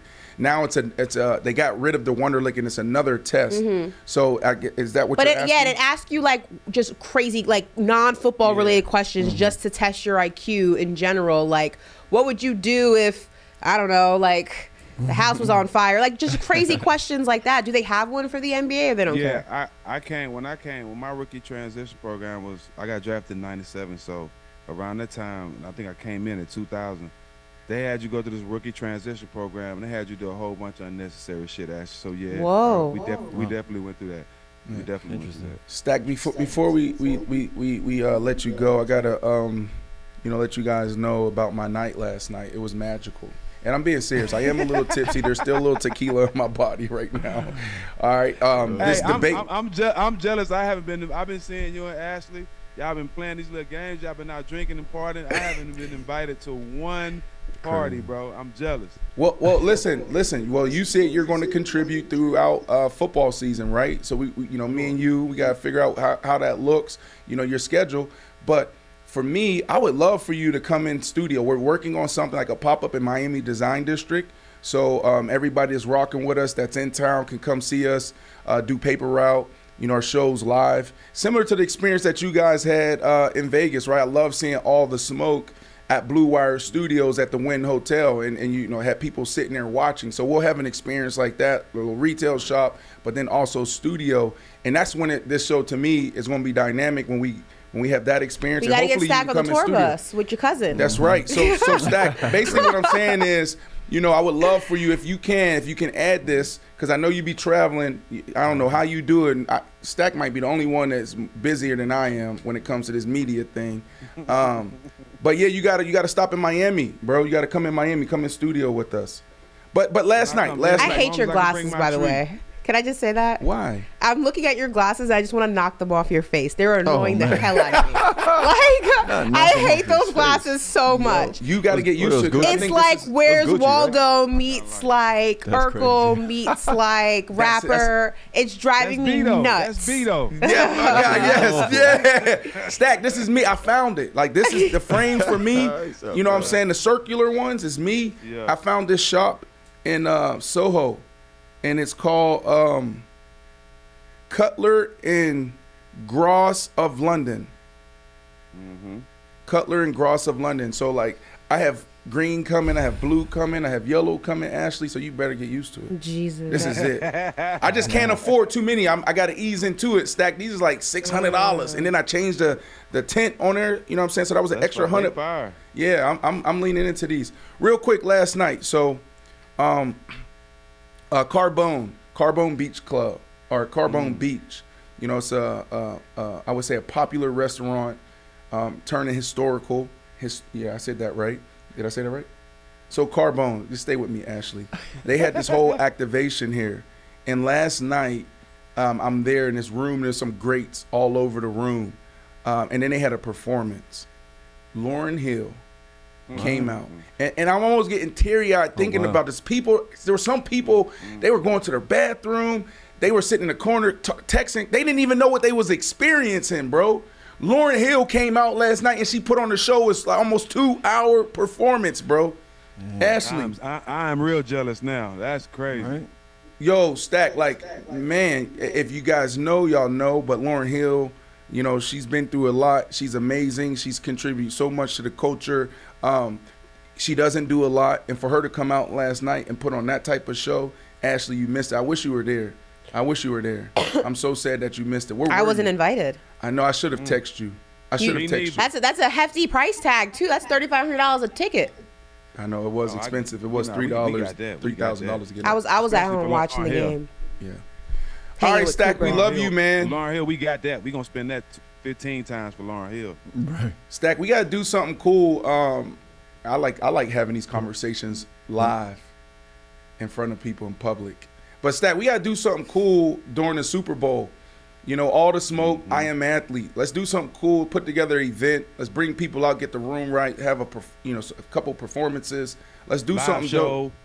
Have your people call my people. Oh my god. These, hey, well, you know who my people is. So my people is Matt. You know, Matt, Right. Like I tell y'all, I haven't been in one meeting with all the smoke. Matt has been handling all that, and I haven't missed a check. So that's how we rock. So I'm gonna plug you with Matt. Y'all the two bosses. I'm gonna let y'all handle it. Love it, love it. I love Matt, bro. I love how y'all rocking, and Matt always returns my calls. So we're gonna do something dope. So all you guys out there, we got so much coming for y'all. All the smoke. Make sure you subscribe to their channel. Make sure you follow all their handles. You know, they're doing some cool things. I Am Athlete, we're doing some cool things. You know, we got this retail live experience coming hopefully in August. We get the keys July 15th, Ashley. And then we have to come in. We got to do a little demo. We got to do some design work. So it may take us 30 to 60 days, but we're going to be in there before football season, okay? And then we also got tours. We got Super Bowl. We got to start planning now. So that's why I'm putting Stack on notice right now. We love you, bro. Love y'all too, Stack, man. appreciate you. All right. Appreciate y'all. Yep. Ashley, Yeah. I love Stack. Me too. Stack. Right. Stack there is you that go. guy. Stack. That's that guy. Can we go back to this debate real quick? Let's have a civilized debate now that he's off, because I feel like y'all team up on me. No, we're not. We're going to Factor Foolish. Right, Corey? Factor Foolish is next. You are right. You are right. Yep, so we're going to transition to our next segment, Factor Foolish. Lauren So in this segment, I'm going to read these two a statement. They got to determine whether it's fact or foolish and then give their explanation why. So to start us off, last week, Lamar Jackson, he spoke to the media and said that he wants to throw for 6,000 yards. Yep. Brandon actually asked us fact or foolish, you know, does he throw for 6,000 yards? I said foolish. But I kind of rephrased a new one for you guys this week. Fact or foolish, Lamar Jackson has the best statistical year of his career next season. Fact. He's got weapons. He got OBJ. He got paid. He's feeling good. He got what he wanted. Clear mind. Only has to focus on football. And I think, you know, you can say that, you know, I'm only here to play football. I'm only here to focus on football. But when you're not getting paid what you deserve to be paid, it's always lingering in the back of your mind. Like, you may not be actively thinking about it, but the thoughts are always there. I think that has now been pushed to the wayside, or it's fallen to the wayside. He can now really only focus on football. He got one of the two wide receivers that he asked for, OBJ. I think we're going to see a much better Lamar Jackson this season. I'm excited for him. I'm looking forward to it. Yeah, this is fact. It's going to be difficult, though, Ashley, because one of the things that you didn't bring up was the new offensive coordinator, right? So he has to mesh with this offensive coordinator from a relationship standpoint, personality standpoint.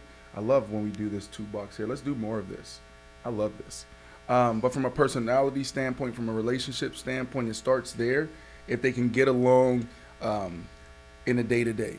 You know, you spend more time with your teammates and your coaches than you do your family, right? We're talking about soon as July hits, and even now, like during OTAs, you're there all day. It's damn near 7 days a week. You get an off day, but that Tuesday, which probably 95% of all NFL teams, they dedicate Tuesday to that off day. You have to have a mandatory day. Nowadays, there's some teams that's taking Mondays off, right? Which is a little foreign.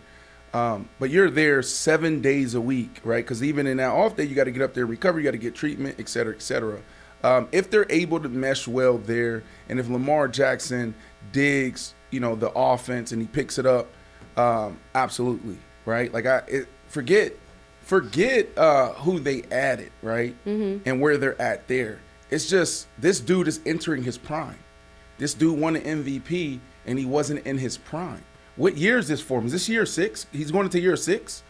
Year 6 sounds about right. Yeah, like can year find 6 is like when it all starts coming together, Clicks. right? Like Patrick Mahomes. Don't forget, Patrick Mahomes won the Super Bowl, and he came out after and said, "I can barely read defense."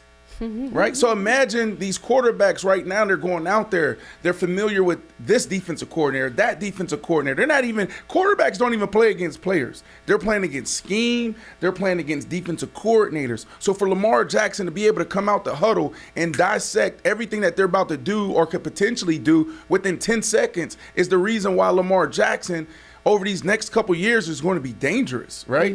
He's going to be able to process faster. He's going to be able to come out and say, okay, I see this 70% of the time when you're in this, 3 and that safety's leaning this way, he's going to rock back to this way and it's going to go quarters. And then he's able to say, okay, now I got my 3 options here. If they take this away, then I'm going to come over here right away. Most quarterbacks back, they're like, we call them slow blinkers. Right, slow blinkers. Ashley is guys that's like, they take forever to make a decision, and they continue to make the same mistake. So I beat this one. This is a dead horse here, but fact. All right, next one, guys. Can't wait for football. Can you I tell? know. I can tell. I can see know. you're very excited. Football season coming soon. All right, Luke Getsy, Bears offensive coordinator, told the Chicago Tribune, and this was about Justin Fields, his quarterback, where he was at this time last year to where he is now. I think he's just light years ahead of where he was, and I feel like he has a ton of more to grow going forward. So we're excited to try to get the best out of him moving forward and keep working toward where we think he can go. So I want to ask you guys, and it's kind of like a futures bet almost, if you would. Fact or foolish, Justin Fields passes for over 2,500 yards and rushes for over 1,000 yards next season. Fact or foolish? Right. I'm gonna say foolish here. Oh, okay. I see him definitely eclipsing 2,500 yards, passing easy. He's more comfortable, just like I said. He's gonna be able to process quicker. But when you're doing that, he can easily rush for 1,000. I'm not sure. Did he do that last year? He did. He rushed for 1,100 yards He last rushed year. for 1,100. I think that they're going to give him more in the passing game. So I think he's going to be able to do more damage through the air, and he'll be more balanced this year. So I see him probably rushing for maybe 700 yards, 750 yards, and throwing for around 3,000.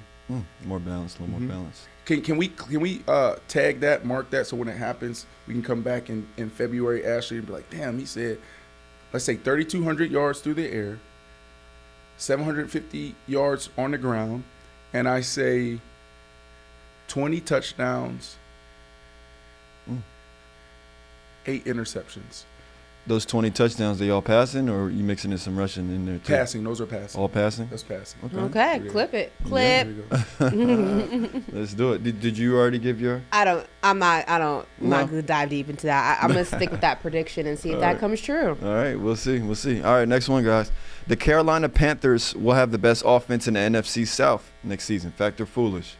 So NFC It's South, Saints, Falcons, Bucks, Is that- Falcons, Is that Madden? offense. This is a good question. Who is it? So think that's Saints. Saints, You got Falcons. Derek Carr there, You have Derek That's Carr. actually pretty You funny. have Kamara. and you have Michael Thomas is back. Michael Hopefully Thomas. he's back, and they have Olave, and I think they may have drafted another receiver, maybe. Yeah. So I'm taking Bucks out. Baker Mayfield, don't trust him. But you still have Mike Evans. the Falcons, Ritter. Ritter. I like yeah. him. But what is Desmond no Falcons? I don't. You have London. Is it Drake London? Drake is the London, receiver? yeah. Drake London's nice. They have the tight end. What's the tight end's name? Mm. Sorry, no disrespect. I got a lot going on. I don't. What's I'm the not. tight end's name? He's I know really from Florida. good. From Florida. Pitts. Kyle Pitts. Kyle yeah. Pitts, Kyle yeah. Pitts. And then they got Bijan Robinson too. Yeah, Bijan Robinson. They're saying that he may be I'm taking the Bucks out. okay. Bucks are going to be out because your quarterback's a big part of that offense. Baker Mayfield's a wild card. Taking him out. Saints. They got potential. Michael Thomas. I mean, is he his health is always. They have potential though. Falcons have a nice offense. I mean, they'll probably screw themselves out of winning games, but at least their offense looks good. I'm gonna go foolish. Very good answer, Ashley. Yeah, I'm going to go foolish. Who are you going with? I'm then? going to go Atlanta has the best offense in the That- NFC South. Close. I think they're going to surprise a lot of people this year. But I'm gonna go with the Saints. I'm gonna go with experience. I'm gonna go with Derek Carr. I'm gonna go with Michael Thomas. I'm gonna go with Alvin Kamara. Okay. I think Michael Thomas and Alvin Kamara will play with a chip on their shoulder.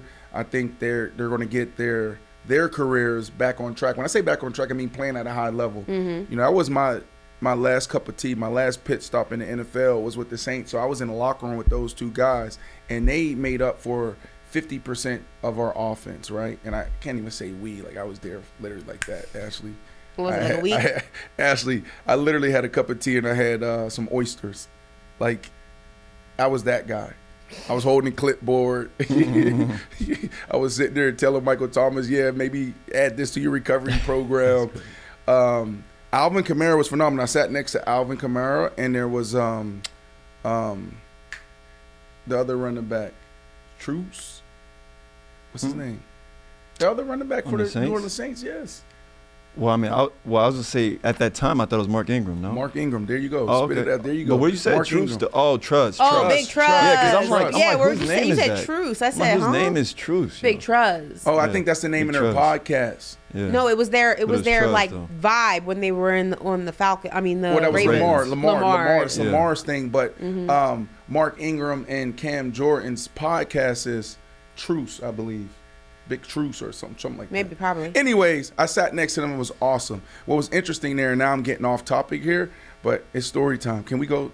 Can I get 30 seconds of story time? Yeah, go ahead, go ahead. All right, story time. We got ISO for story time. Story time on Faction Talk, channel 103 on Sirius XM. Shout out to Sirius XM and Faction Talk, all the team over there, Marissa and everyone else getting us back on the radio. So thank you guys. But nothing moved until Drew Brees came in the locker room, Ashley. Right? So, like, you'll come in every day and you have an itinerary. It's like, boom, 8 o'clock, right? We got special teams meeting, 8:45. We transition to team meeting. And then after that, you might have a small little break. And then you have offense and defense meeting, so units, and then you go in and then you go into segments. So after the offensive coordinators go and defense coordinators go through their thing, then the wide receivers go to a room, the quarterbacks go to a room, blah blah blah blah blah blah blah blah, right? And now you're getting to your individual matchup and what you need to do within that play or within the scheme, okay? And so like everything's like on schedule. In New Orleans, I'd be sitting there looking at the schedule like, damn, we supposed to be transitioning into the indoor right now to do walkthrough. And everybody's just sitting there chilling. Wait, pause your story real quick. I'm gonna wear your glasses while You really don't like my while glasses? you're telling the story, so you can see what I look at when I'm looking at you. Oh my goodness, what's up with you? Shout out to this brand. Thank you. I told you guys I could be y'all influencer. That's look, yeah, she likes it. No, Ashley, that is a ridiculous. good look. I for look you. ridiculous. Those don't look No, that bad, doesn't though, look honestly. bad. You said they look bad, right, Corey? No, it doesn't look bad. It actually doesn't look bad. Can we get in the chat? Can y'all I get in can the make chat? anything look cute, though. I mean, let's be honest. But I'm just saying. All right, give a shout out to that brand. Read the side of it because I told them I can be an influencer. I said, hey, listen, they are expensive, guys. Cutler and Gross of London, made in Really? Italy, handmade wow. in Italy. Yeah, but you can get them in Soho, and they have a little online deal. But I rock with them. I'm listening. Story time. Story time. It's like $500 for those, but they have some other ones, so you gotta save up for those. All right. Anyway, so you look good. Drew Brees. You know, when Drew Brees come in, that's when everybody moves. So I'll be sitting in there, and I'm like, yo, we're supposed to be transitioning to the indoor right now, and nobody's moving. It was like really lax. And then I'd be like, Alvin, like, aren't we supposed to be going to indoor? He'll look up. Look, is 9 over there? Nope, you good. You got time. And when Drew that's come in, crazy. then boom, everybody transition going to the next thing. I've never seen anything so like that. tough. That was an amazing experience being in New Orleans. I wish I had an opportunity to contribute and play. I feel like, I'm going to be honest here. I'm mad at, I was mad at Coach Payton, and I was mad at Drew because they needed help on the other side. And I was at the end of my career. Yeah. But they threw the ball to Alvin and Michael Thomas every single play. And I was like, yo, you can put me backside. Just throw throw me a jump ball, throw me a slant, throw me a hitch. But they were so particular on what they wanted and the chemistry and continuity. Drew come out, ooh, I didn't feel him right there. Ooh, you supposed to be in that window. Like, for real. man. Did he actually I'm make like, that damn, sound I could effect? literally I hear feel a like quarterback I feel like in the right situation, if they put me in there, we'd have won a Super Bowl. Wow. I feel like we'd have won a Super Bowl. We went and lost to who? The Dallas Cowboys. How about them In the Cowboys? playoffs. And then just like they did for years, they go out there, have a phenomenal regular season, then implode in the postseason because teams adjusted. They're like, okay, we'll take out 41, we take out 11, and now what is Drew going to do? He can't throw. He's not throwing 50, 60 yards on the field, so it became really stagnant. So a little disappointed there, but we can get back on track. I know we're doing fact. Andrew, did you just send me a photo of me and Arthur side by side saying that was my twin? Let me see. Arthur? Oh, that's a good one. I don't know if we can get a side by you side might on have camera. to put that in the camera. But Next Damn, factor, Arthur, foolish. That's a good one. All right, next you get a one. side by. We gotta prep know, a yeah, side by we side of gotta- Arthur before the show ends, Yeah. so we can show Brandon what my twin looks like. My That's glasses too are funny. growing on you. That's not what we're saying. Guess what's happening right now? And guess what's going to happen when we clip this and put it out? People are they're not going to hear that this is a joke, that you're playing with these glasses. They're going to be like, oh, Ashley, she's trying something. What is The this? chat. If you guys think these glasses look cute, give me a thumbs up. If you don't think they look cute and you think I look crazy, give me a thumbs down. I will not be offended. We're gonna take it to the chat. We're gonna Right. go do a little poll. That's too funny. All right, we'll see what the chat says. All right, next one, guys. Over the weekend, Bronny James announced his commitment to USC. He's now a USC Trojan. But I want to ask you, fact or foolish, Bronny James completes only one season at USC before entering the NBA draft. One and done, baby. One and done. Absolutely fact. He's Yeah. not going to go ahead and do more than 1 year at USC. I know Bron and the entire James family is extremely excited for him. He's the first person to go to college in the family. Bron, made that statement yesterday, and I know how big of a deal that must be. But I also know that LeBron and Bronny want to play together, and LeBron's window of playing at the level that he's playing. Does Bronny want to play with his dad? I'm sure they want. He hasn't said that. That's been Bron. I believe that there's been clips of him saying that he would love the opportunity, not play with him, but play But at against least him in the against, NBA maybe. at some Yeah. point, one or the other. And I think that the level of the way that LeBron's playing right now, as freakishly impressive as it is, it's gonna, slowly start to dwindle. He's not gonna be as dominant. I mean, he is almost 40. So I think that waiting 4 years, waiting 3 years is unrealistic for Right. Bronny to get out of USC. You can always go back to school and finish your degree. But yeah, I think that he's gonna be a one and done. So I can see this happening, and how cool would that be, right? Like, perfect world. AD stays healthy. All right, he's the guy. He's number one. Braun is Braun, right? Magic, facilitator, getting everybody in position, all of that. Give me my glasses back, too.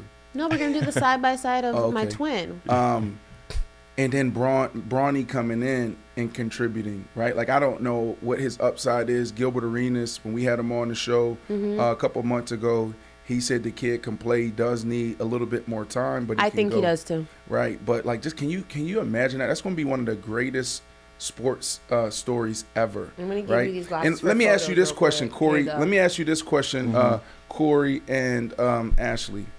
All right.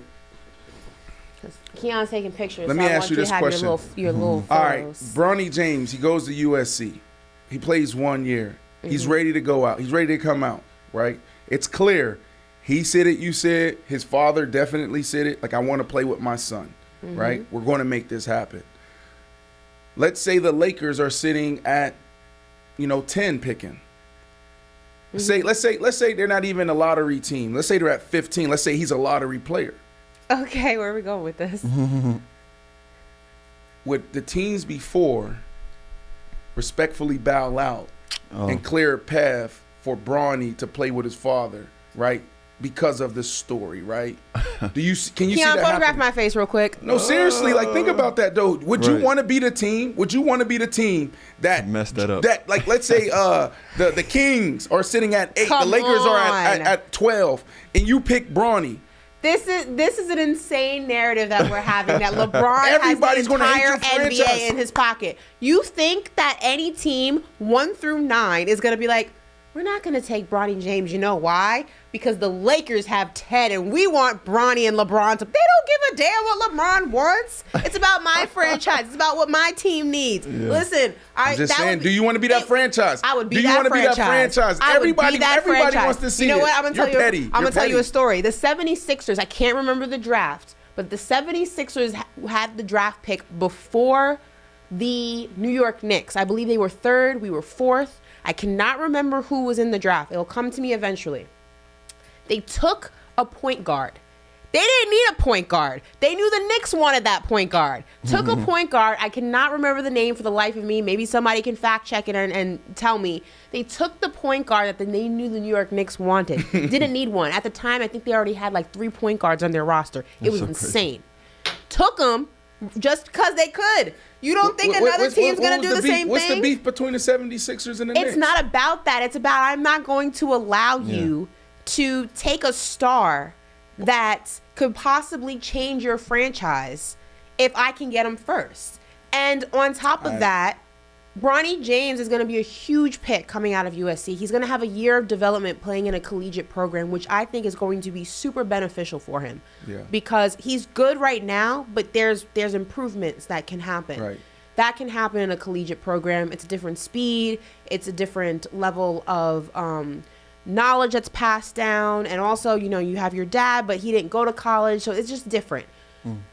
Him coming out of that program, whether it's a one and done, which I think it's going to be, whether it's 2 years, whatever the number is, he's going to be even better than he is now. You don't think a team who is a young team and looking for a focal Ashley, point, I think this is a real thing. I think it's is a real gonna thing. want him and not wait to give him to the Lakers? If the Lakers are sitting at 11 when Bronny comes out, right? Mm-hmm. And let's say Bronny is a lottery pick, because that's still to be determined. We don't know if he's going to be a lottery pick. Right. We don't know if he's going to be a superstar at the next level, or if he makes it to the NBA. We still gotta wait and see. But if a team is sitting in front of the Lakers and Braun's still on the Lakers, I'm telling you, that's the thing. I don't know if you want to be that team, that general manager. I don't think they care, Brandon. The NBA. Let me tell you why. I don't think they care. Let me tell you why. Think about this. Is there collusion in professional sports? Yes. There is. Okay. We saw that with Lamar Jackson, right? Lamar Jackson says, I want to trade, and immediately 5-6 quarterback needy teams came out. Owners said, we're not in the Lamar Jackson business. Wow, what happened? They were in their owners meeting and they said, you know what?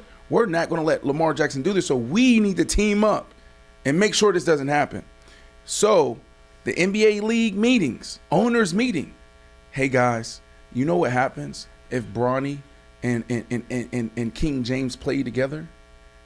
Business is booming for all of us. More storylines, TV deals, all of that. More brands. You understand what's going to happen? Christmas Day games and all of that. What does it have to do with the team? The teams are going to say this. We're going to take the business, the collective, over your individual need. Brandon, be serious. I think it's a real thing. Be serious. Be for real. No team owner, no franchise, however you want to word it and spin it, is going to go ahead and say, you know what? If the Lakers get Bronny and LeBron to play together, it's a great story for the NBA. It's a great story for the NBA. Great story for they don't the give a NBA. damn. They're worried about their own team. Fans. They're worried about their own fan base. They're worried about their own media deals. They're worried about their own ticket sales. They're worried about their own jersey sales. They don't give a crap what's happening with the Lakers. Well, let me ask you this question then. So this happens. Let's say the Kings are the team. The Kings take Bronny. And then LeBron James is sitting there at 11, still in L.A.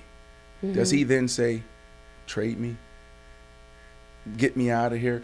Quietly. I'm not saying it's a mess. I'm saying, how does LeBron, this is a real goal for him. How does LeBron and Bronny actually get this done? It's going to happen. If LeBron is still in the NBA while Bronny is entering the NBA, he is going to suit up with his son. So tell me the scenario, how it happens. I feel like, though, the storyline would still be a huge storyline because, like, say Bronny goes to the Kings, hypothetically. Don't tell me about playing against each other. I'm talking about playing together. No, but what's the difference? All the NBA would do is schedule a lot more Kings-Laker games than we've ever seen before. Put them on Christmas Day. Because they're business. It would still be a huge storyline. Father and son playing against each other. Like, who's gonna win? It's the Bronny. It's the James It's a great Bowl. story. That's like, a great story. Regardless of whether they're playing together or they're playing against each other, the storyline would still be huge, and the league would find a way to capitalize off of it. Obviously, playing together would be huge, but if they're playing on opposing teams, whatever those teams may be, I can guarantee you, if those teams only saw each other twice the season before, they'll see each other like 10 times that season. Right. It will be, they are going to capitalize out off of that one way or another. So I don't think a team's gonna be All like, right, now put yeah, your- Lakers, we're gonna save him for you. You got it. No worries. Like, Well, no. I Right, got something I Ars- wanted- go ahead. Yeah, I got something I wanted to point out because earlier you asked, does Bronny James want to play with LeBron James, right? And I want to ask the question, like, is Bronny thinking of this too? He's like the highest earning NIL, athlete at the amateur level, if you would, right? Mm-hmm. And on top of that, Bron's been saying this, like, Bronny's the first, person in our family to make it to college, right? Mm-hmm. So, I mean, if we do one and done, then, he's obviously not getting a college education. You Are can these always things? go back. Yeah, no, but are these things that he's considering? Like, and, we hear, how do I phrase it? Uber wealthy athletes talk about, hey, I'm not really sharing this wealth with my kid, as he gets older and into adulthood. Shaq said that. Shaq said that. His Floyd sons. Mayweather came out and said that. Like, he would be leaving out a lot of money on the table if he just does one and done and goes to the NBA. Of course, he'd be making a lot in the NBA, but those brand deals probably wouldn't be as abundant as they would at the college level. So, like, what are y'all thoughts on that? I think he gets huge brand deals if he goes pro. Yeah. Yeah. I mean, if he's seeing money as a college athlete, he's Yeah. going to It's- see it's- bank. it's as a- LeBron's I mean, but I this mean, is also we're a time talking- for him to develop too yeah, as but a lot player. of the deals that he has now, we're talking Puma. We're talking, I believe, He's with Puma? I believe he's with. Is he Yeah. with Puma? No, he I got to believe be he's- with Nike. He's not. LeBron's not going to sign he a Puma? lifetime deal with Nike. Yeah, and then he's his probably with son. Nike. He's maybe probably with Nike. Yeah, he has to be. Whatever deal he's with. I believe he's also with Beats. Right.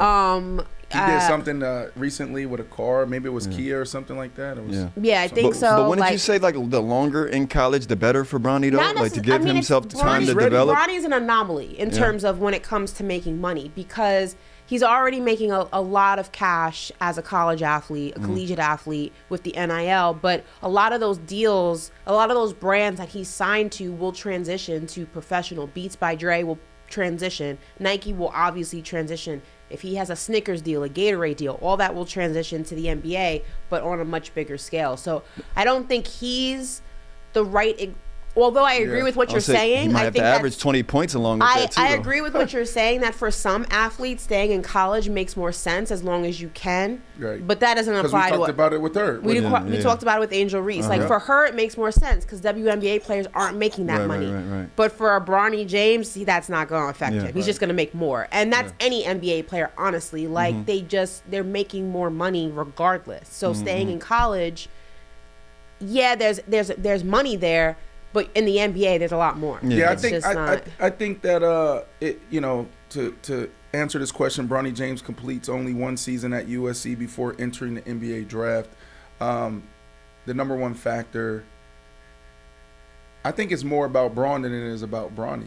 If I'm being honest, right? Like even USC, you stay home. Why? Because it's easier for the family to make sure that they're there to support you, right? I think that was a strategic move. I think from a business standpoint, like look at the empire that LeBron has built with his friends and his family, and to me, I say that because he is the CEO of this family. He is the leader of this family. And he's looking at like, how do we all make money together? How do we continue to expand on our empire? So I think they're strategically going to work together on the basketball side, and then when Bronny obviously gets to the NBA, he'll definitely become his own person and his own man, and he'll make his own decisions in some capacity. But I feel like Bron is leading this whole movement on Bronny and what he's doing in basketball, and that's what a father's supposed to do, right? Like LeBron James is, one of the greatest basketball players ever, and successful and strategic and very smart. I would say that I want to say he's a pioneer in strategically placing himself and putting himself in the right situation. A lot of times players just say, you know what, you're giving me the most money, I'm going here. They're not looking at ownership. They're not looking, when I say ownership, like, is there consistency? Is there good ownership in place? What about management? What's happening at that level? And then obviously rosters. Guys are just going to the biggest opportunity, and the biggest opportunity usually for athletes are the biggest bag. So maybe I didn't answer the question, but I say You did. I say fact here. Yep. I say fact here. Gotcha. Braun is what for. All right, moving on. We got a few more minutes. We got a few more factor foolishes. So these are kind of like almost bets, if you would, right? So if you wanted to hop in to a sports book and place your bets, we're going to help you out with that here. All right. Well, for the first one, this is about Anthony Davis, right? Anthony Davis in this series or in the playoffs in general hasn't recorded a consecutive 20-point game. Right, he's had a good game, then it's an off night. Good game, off night. So, factor foolish. Anthony Davis records his first back-to-back 20-point night of the playoffs. Foolish. Oh, I say fact. It's tough. It's hard, but for them to get it done, he has to play big. Ashley, you talked about it earlier. You talked about AD. He is the X factor, right? And I'm going with my gut here. Players look themselves in the mirror. He understands his moment, and he has to play big. He has to find a way. So I'm going to go fact here. And Ashley, I told you we're going to get you into betting. Told you. Told you. I'm not a bettor. We're sneaking it in bet. there. Yeah, she's betting now. all right, next one. Factor foolish. Steph Curry scores at least 30 points tonight versus the Lakers. The line is currently 29.5 on Fact. sports books. He has to. Yeah, They need to win this game. yeah, must win. And Jordan Poole, again, we spoke about it, is not really doing what Jordan Poole is on the floor to do unless, he has a wake-up call tonight.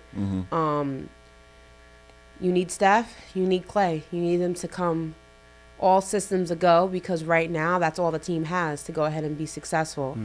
I think they know that. They've been in this situation before.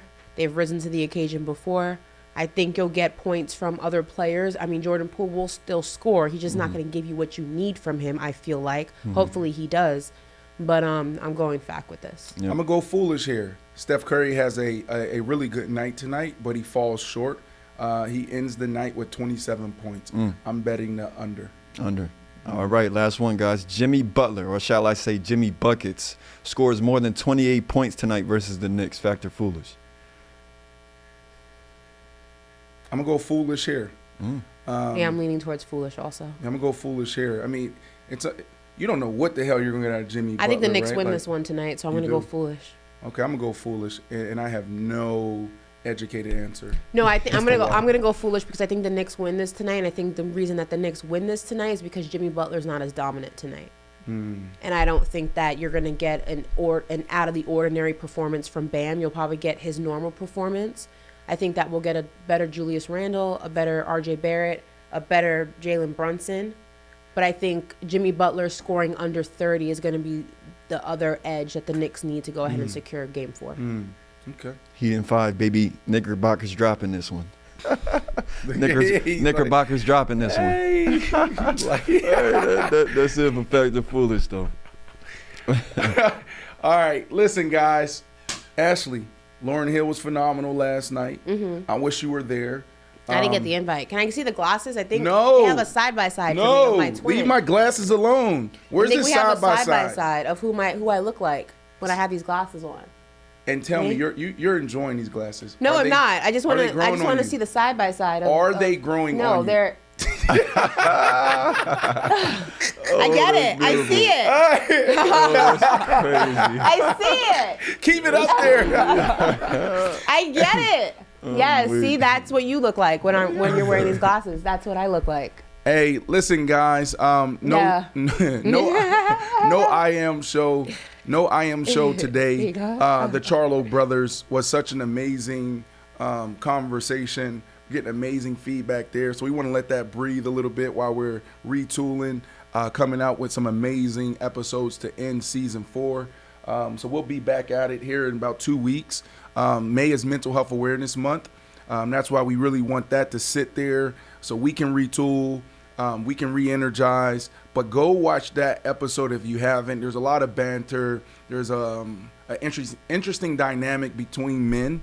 There's a lot of machismo stuff happening, but then there's also a lot of vulnerability, right? We laughed, we cried, you know. It felt like we were in the locker room, right? So that was cool to see and experience. So we love you guys. We'll be back soon. Paper Route will be back tomorrow. We're here at 12. Ashley Nicole Moss, you're sitting here even this week. Last week you had a phenomenal week. You destroyed me in all your takes. You destroyed me in cornhole. Is it cornhole? Cornhole. I'm gonna give you that, but you know, you cheated a little bit. We'll save this for another time. You cheated a little bit. Corey, what did you do this weekend? Really quickly before we land the plane. See, I was going. You know, I will use this as an opportunity to talk trash about the Knickerbockers. I watched the Heat beat them. You know, I watched the Heat beat the Knickerbockers. So you did nothing. I watched. I watched the Lakers beat the Warriors. I just watched a lot of basketball. That's all it was, really. We love you guys. We will see you tomorrow. Paper Out.